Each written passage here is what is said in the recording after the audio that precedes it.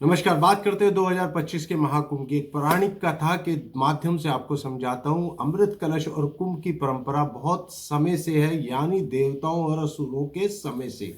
देवताओं और असुरों के बीच में अमृत के लिए युद्ध छिड़ा हुआ था। दोनों ने मिलकर समुद्र मंथन करने का निर्णय लिया ताकि अमृत प्राप्त किया जा सके। मंथन से अनेकों रत्न और वस्तुएं निकली, लेकिन सबसे महत्वपूर्ण था अमृत कलश। अमृत कलश को पाते ही देवता और असुर इसे पाने के लिए फिर से झगड़ने लगे। तब भगवान विष्णु ने मोहिनी रूप धारण किया और अमृत को देवताओं में वितरित किया। इस दौरान अमृत की कुछ बूंदें पृथ्वी के 4 स्थानों पर गिरी। प्रयागराज, गंगा, यमुना और सरस्वती का जहां संगम है, हरिद्वार, उज्जैन, नासिक, जहां जहां अमृत गिरा वहां वहां कुंभ मेले की परंपरा शुरू हुई।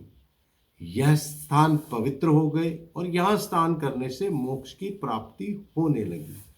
2025 का कुंभ प्रयागराज के संगम पर है। यह गंगा, यमुना और अदृश्य सरस्वती नदी का मिलन स्थल है।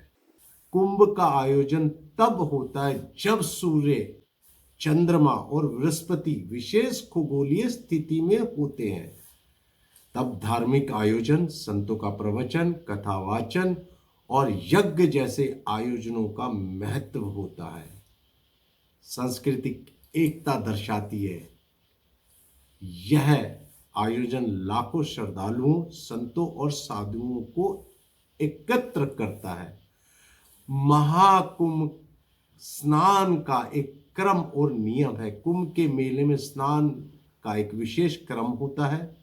सबसे पहले नागा साधु, महामंडलेश्वर और अखाड़ों के प्रमुख शाही स्नान करते हैं। यह सबसे बड़ा आकर्षण देखने का होता है। अगले क्रम में शाही स्नान के बाद अन्य संत, तपस्वी और आम श्रद्धालु स्नान करते हैं।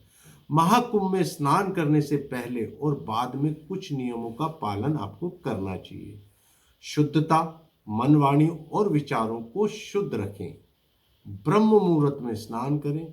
सूर्य उदय से पहले स्नान करना शुभ माना जाता है। मंत्रोच्चार स्नान करते समय गंगा स्तुति और पवित्र मंत्रों का जाप करें, जैसे ओम गंगे च यमुने चैव सरस्वती नमोस्तुते।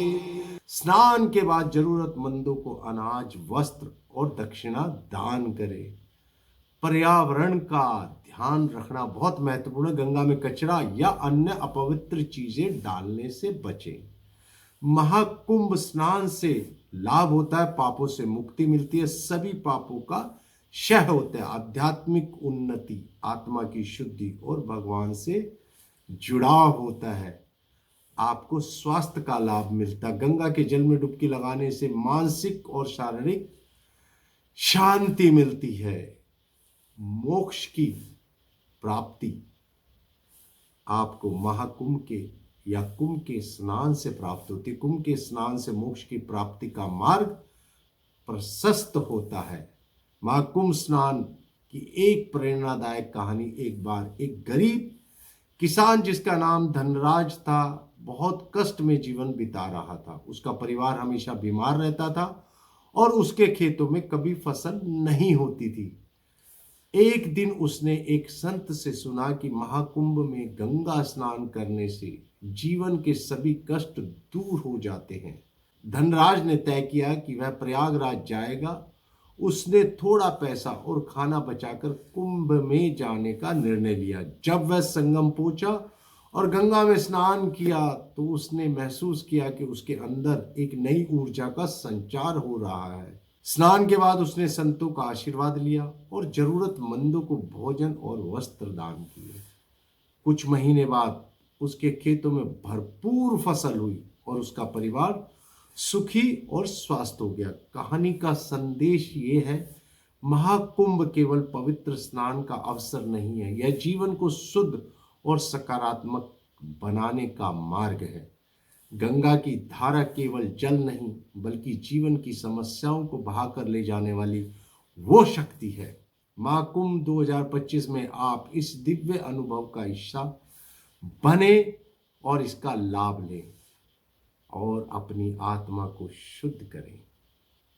नमस्कार, मैं आचार्य एएन चौधरी एक वास्तु एक्सपर्ट और एक न्यूमरोलॉजिस्ट हूँ और हमारे चैनल को सब्सक्राइब कीजिए और लाइक कीजिए और फिर कहिए इस बार ओम नमः शिवाय, ओम नमः शिवाय, ओम नमः शिवाय। Transform your life with Vastu Numerology and Holistic Wisdom. मैं एएन चौधरी।